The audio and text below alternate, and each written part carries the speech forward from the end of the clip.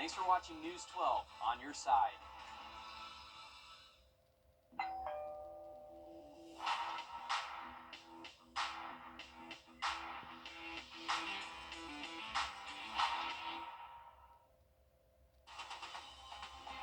Live from Augusta, you're watching News 12 live at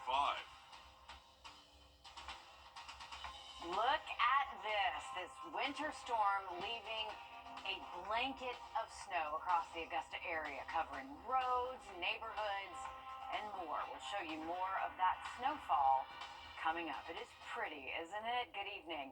I'm Meredith Anderson. Pretty, but pretty dangerous now that we're moving into the evening hours. Let's go straight to our first alert. Chief Meteorologist Riley Hale.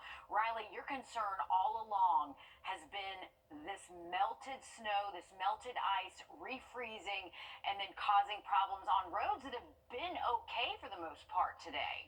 Yeah, as soon as the sun came out, Mayor, we really saw those roads improve, especially here around the I-20 corridor and north of that.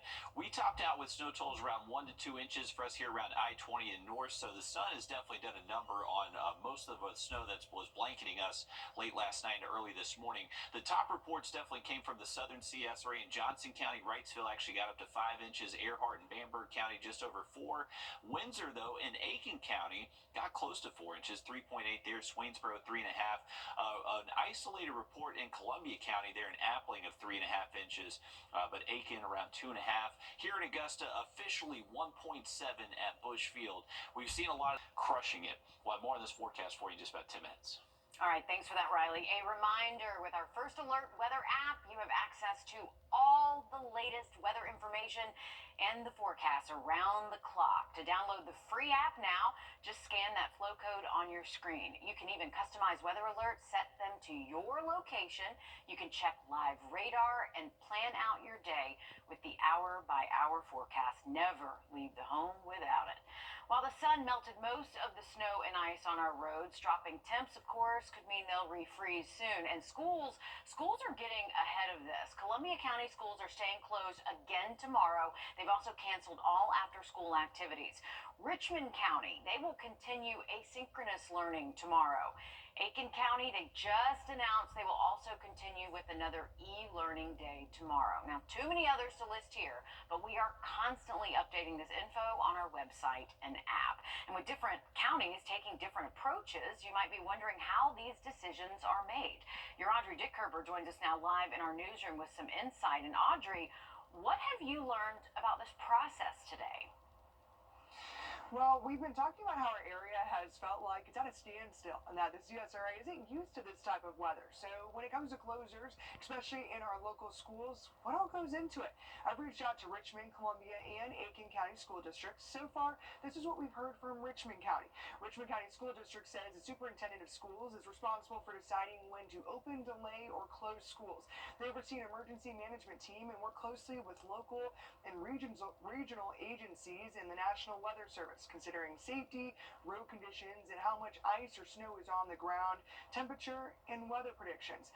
And this last year has been crazy weather-wise, going from Hurricane Helene to snow in the CSRA. The Richmond County Schools says they build in the possibility of closures due to weather, and since the last few days have been e-learning, the snow days don't count as a loss in school days. But both Columbia and Aiken County School Districts sent out notices. Columbia County says the school district will be closed because of weather officials indicating freezing temperatures overnight could result in hazardous road conditions. And Aiken County Schools has also decided to do another e-learning day based on current conditions of significant snowfall, predicted freezing temperatures overnight, and travel concerns for students, families, and staff. And as we wait to hear back from other school districts, of course, I'll continue to keep you guys updated. All right, doing the homework for us. We appreciate it. Thanks for that, Audrey. Meanwhile, a lot of people are still having to go to work, so not everyone can stay off the roads. Of course, the concern now, what's melted will start freezing again soon. Your Sydney Hood is live on Deansbridge Road in Augusta. Sydney, hopefully the roads are doing okay now, but what are the conditions that you've seen? The sun definitely worked its magic on the roads that are out in the open. Like if you take a look behind me here at Deansbridge Road and Meadowbrook Drive, at first glance it looks like any normal afternoon, but just 2 hours ago, the Richmond County Sheriff's Office had deputies at this intersection blocking traffic so GDOT crews could get in this area and treat the roads. They had trucks out here putting out what appeared to be salt on the roads, treating these roads so they don't run into the risk of refreezing as we head into the evening. GDOT says that roads like I-20 and Bobby Jones, those two roads that they've been focusing on since this weather event started, that they say those roads are in good shape right now and that they're traveling normally in their eyes. So now they're shifting their focus onto roads like Deansbridge Road, Peach Orchard Road, and Mike Paget Highway, because as Riley was mentioning, as we head into the evening, really a big concern is these roads refreezing right now. So Augusta engineers also have crews out there working in conjunction with GDOT, they say, to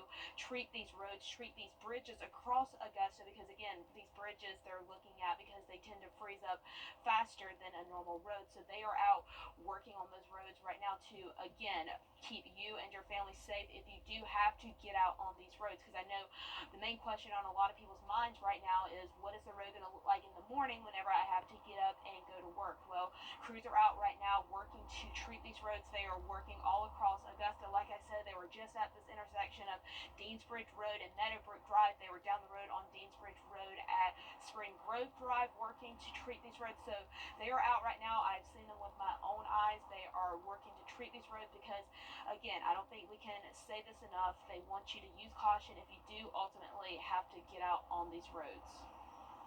Some very good advice. Of course, if you don't need to drive, just don't. We'll hear more on the condition of roads in South Carolina coming up in just a few minutes. An update now out of Nashville, Tennessee, where police were called to Antioch High School for a shooting. 2 people are dead after a shooting that happened in the school cafeteria. The shooter, identified as a 17-year-old student, died by suicide. Now we do a video from Augusta Transit closed today, meaning the city is not offering free rides to overnight warming shelters. They tell us the roads are simply too dangerous. Nearly every community center in our area has been transformed into a daytime warming shelter in the Augusta area. Now that includes Henry Brigham, Bernie Ward, Carrie J. Mays, and May Park. We have more daytime centers listed on our website and app. You can also scan that flow code on your screen. It will take you there. Now those all close between 6 and 8 o'clock tonight.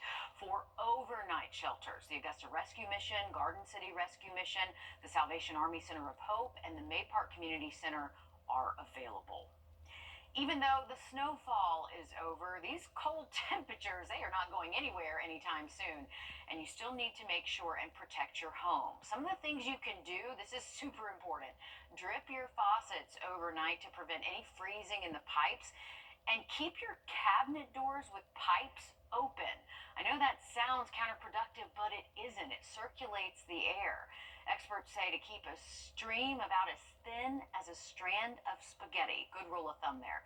They also recommend wrapping exposed pipes in either fabric or newspaper to insulate against the wind. And if you haven't done it, it is not too late. You'll want to go ahead and take care of that ASAP, though.